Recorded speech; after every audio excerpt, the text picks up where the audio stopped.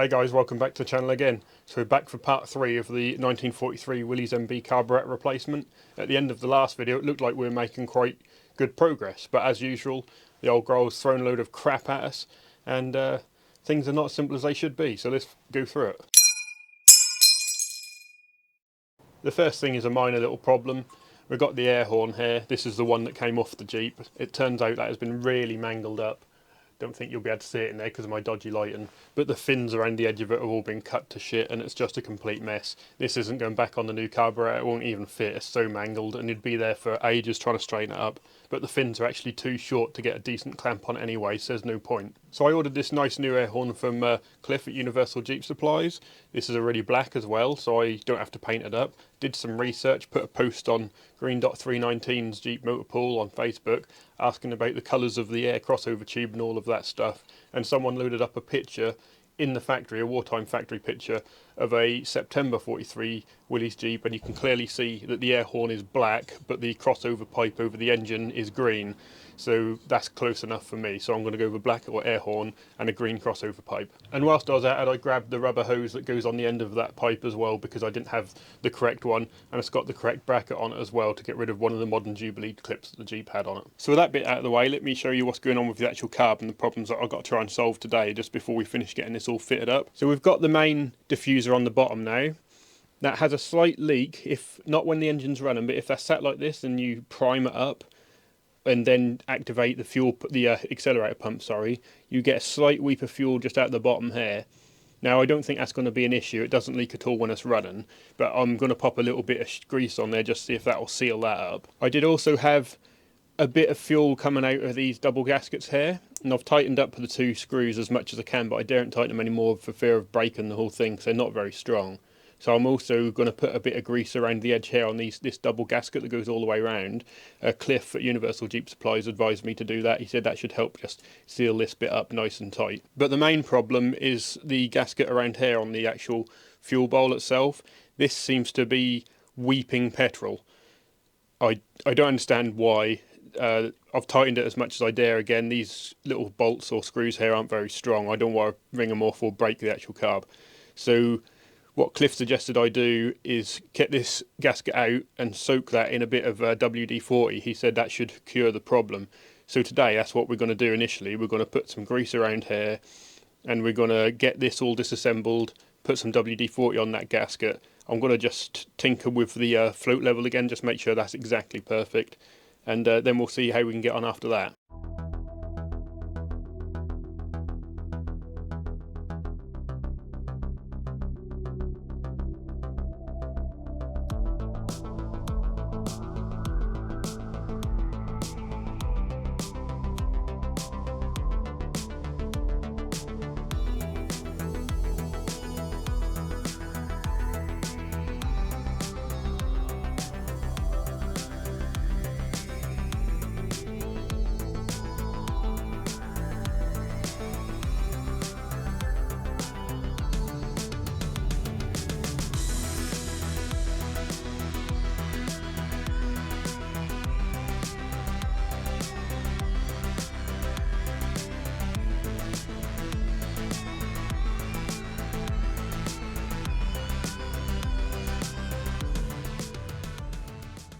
And now I'm just going to double check this float level again.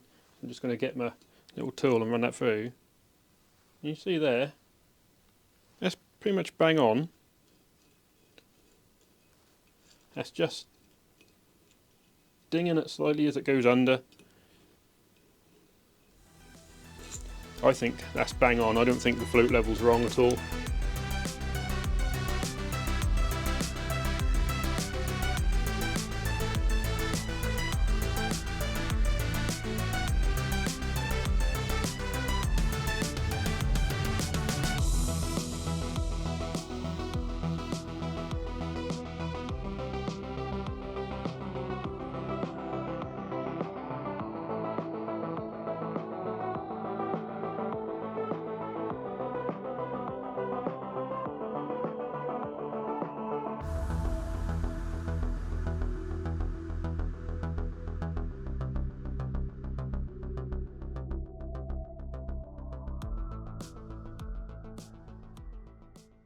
But before we put us all back together, I just wanted you to see the metering rod adjustment that I've done.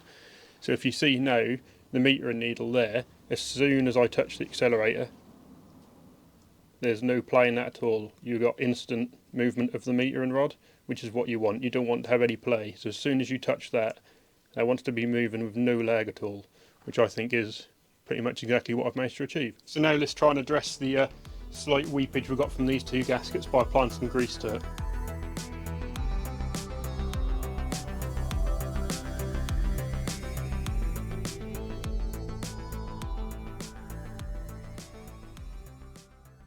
Right, so that's that job done. So now I'm just going to reassemble the choke cable. You know, obviously put the top of the cab and everything back on, which I'm not going to film because you don't want to see that another time, I don't think. And then we're going to fire her up and see how she's behaving today. We'll go with just a little bit of choke and see what happens.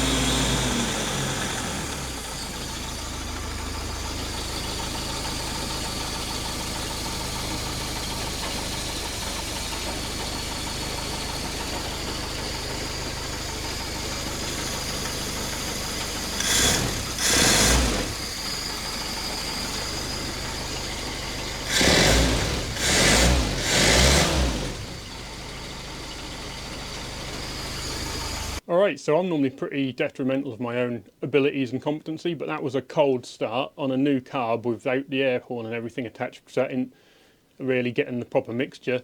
And that fired straight back up, no real issues, tiny little splutter, and then that was gone. So I think we're pretty much as good as we're going to get for now. So I need to reattach all the throttle linkage and everything so this machine can actually be driven. So what I'm going to do is I'm going to have to use Scott Schiller's video on this once again. He's got a brilliant video on how to do all of the throttle assembly and everything.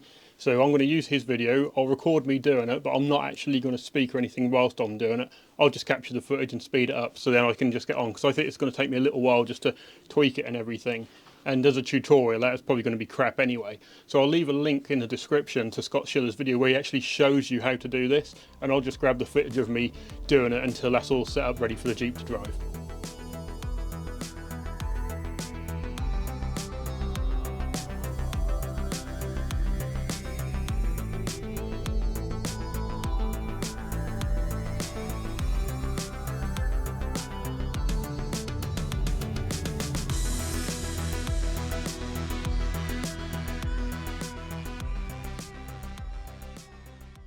Okay guys, here's where we're at.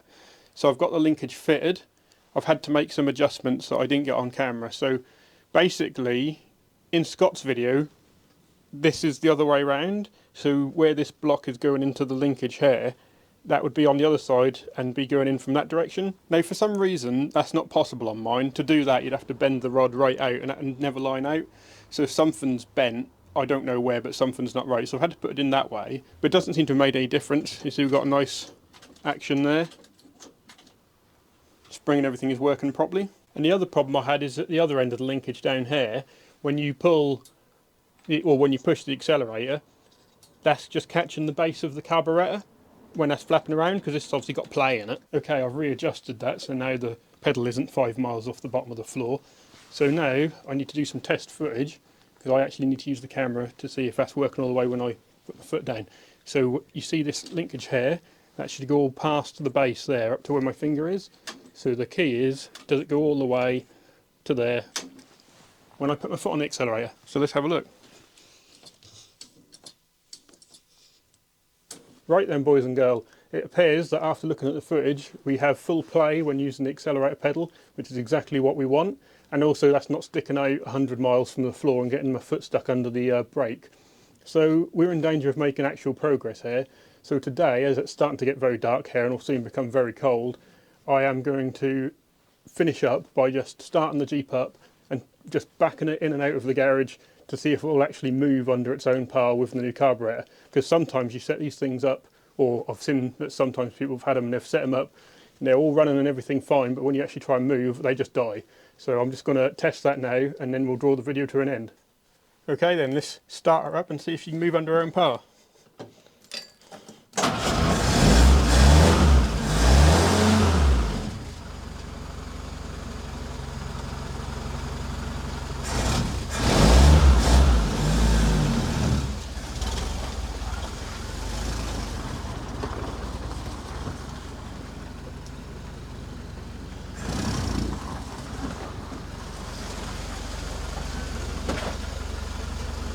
Okay then guys, we've been out, I just took her down the road just to see how it move. Feels a little bit underpowered, like the mixture isn't quite right, but it won't be because none of this is assembled.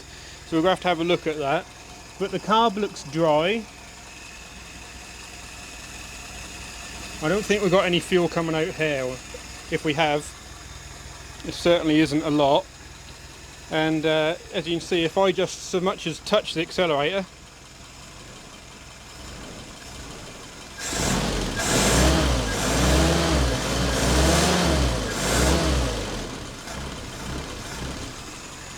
pretty responsive. Okay, you're just going to have to put up with my shaky hand for a minute here whilst we close this out. So the Jeep's running. There was a bit of a weird thing though. It sounded like I was getting a buzzing from the inlet manifold, like I'd prime it, and it'd get like a angry bee sort of noise coming out of the manifold.